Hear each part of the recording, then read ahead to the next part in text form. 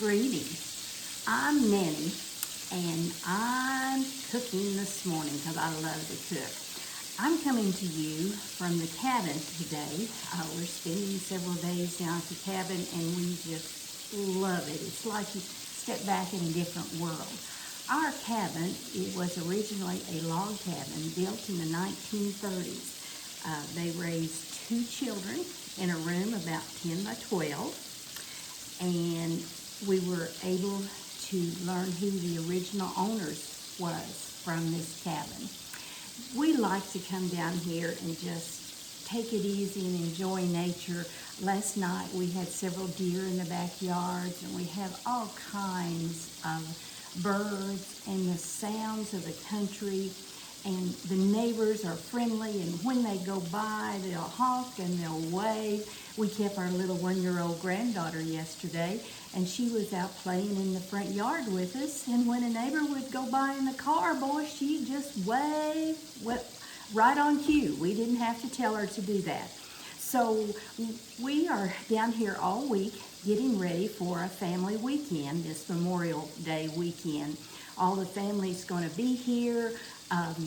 Our son has a cabin just up the road, and we have another small cabin here on our property, and one of our granddaughters and her family live close here too. So we're all going to get together and go out on the lake or go shopping or just sit in the rocking chairs and drink iced tea. But today what I want to do is we're going to cut up the chicken and we're going to fry it. Now you can probably hear the sizzling over here. I've already got some chicken in the fryer cooking, but first I want to show you how to cut up this chicken.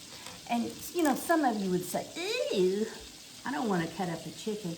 But let me tell you people, from the year we've had in the past, we may have to do a lot of things that we are not used to doing. And cutting up a chicken is not hard. And right here, I've got a whole chicken that we're going to cut up.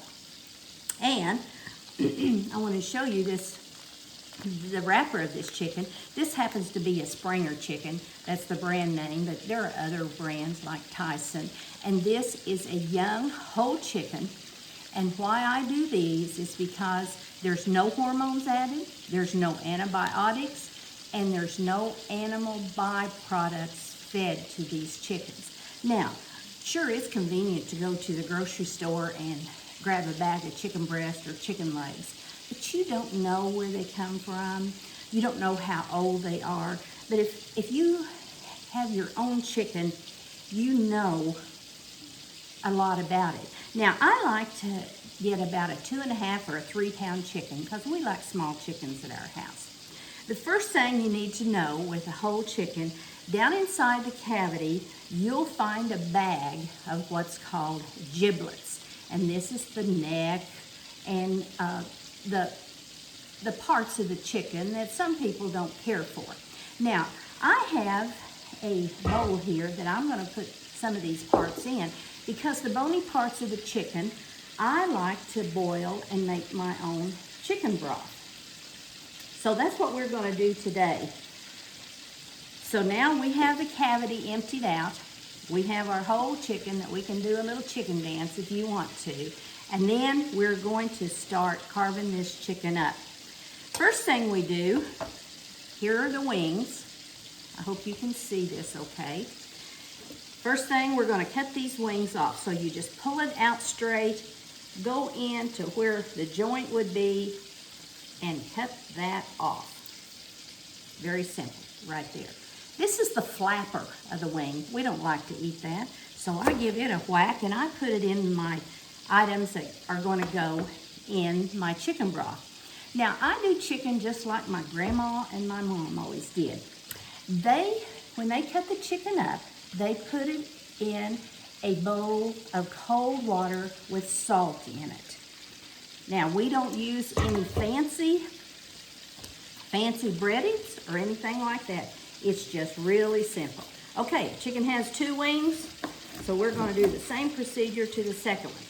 Next, we're going to go to the leg and the thigh. Again, if you pull that leg up, you'll see a spot where you can cut it and then bend it back to the bone of the thigh, and you can just cut through that, and there it is. There's your leg and there's your thigh. Now, there will be a streak of fat right down the leg that if you cut on that streak, you will cut these two pieces in two very quickly.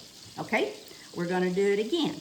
Back to the water that I put it in when after I cut it up. It's just about 4 cups of water with about 2 tablespoons of salt in it.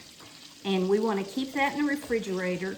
You know, when you're working with chicken, you want to be very sanitary.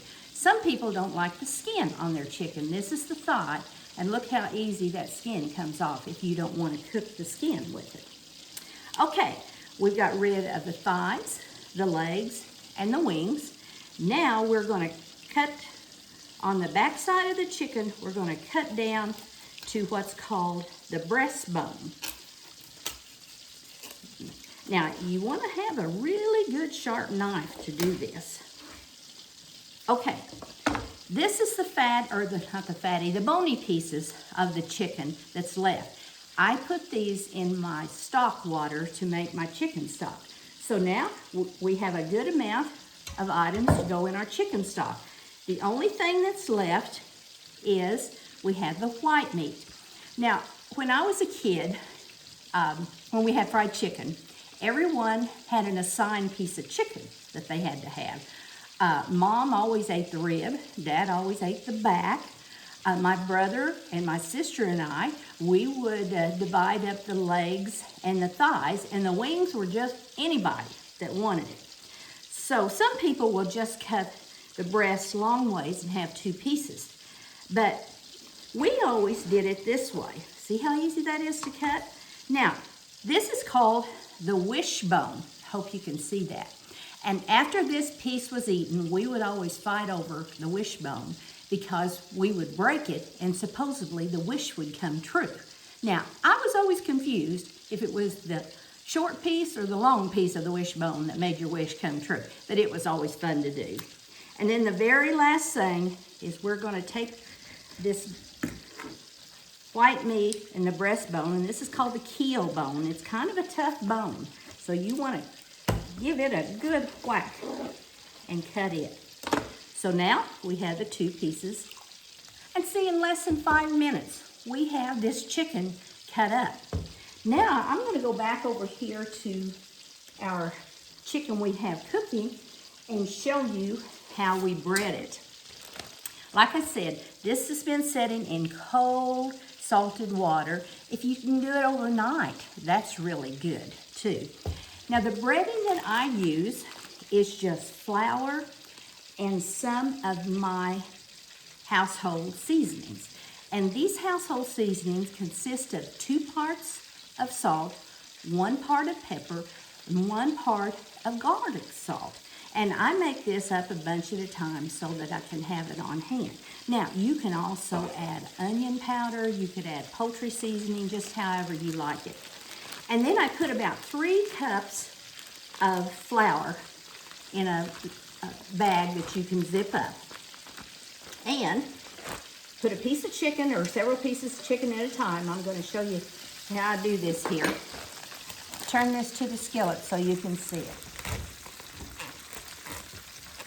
There you go. Okay, this is our flour and our seasoning in here. I have put a piece of chicken. We just give it a good shake. Now, it's important to take the chicken right out of the water and then put it in the flour because this gives you a good coating. Now, see how this is coated? I'm just going to shake off the excess and put it in there. Now, the rest of our chicken that we have cooked is about ready to come out. So I like to put it in a drain it or a paper towel. Here's the leg.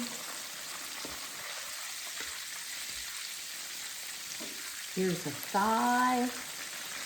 And we're going to let these bigger pieces cook a little bit longer, too. Or that's not a thigh, that's a wing. This is a thigh. So see, making fried chicken and cutting up a chicken is not hard to do. And you say, well, I don't like to eat things that are fried. Well, I could argue with you on that too. Of course, everything in limitation. But if you go to the grocery store and you buy that already prepared chicken, you don't know what's in it. You don't know what additives or preservatives. You don't know how old it is. But if you can get a fresh chicken and cut it up and cook it yourself, you will be a lot better off. So I hope this helped you, and I'd sure love to hear from you. I'd like to know how your family does fried chicken. Do you assign the pieces? Do you bread it in flour? Do you dip it in egg and milk? You know, you can make this as difficult as you want or as simple as you want. So I hope y'all have a good day. I'm going to pour me a cup of coffee and go sit in a rocking chair and listen to the birds. Have a good day. Bye-bye.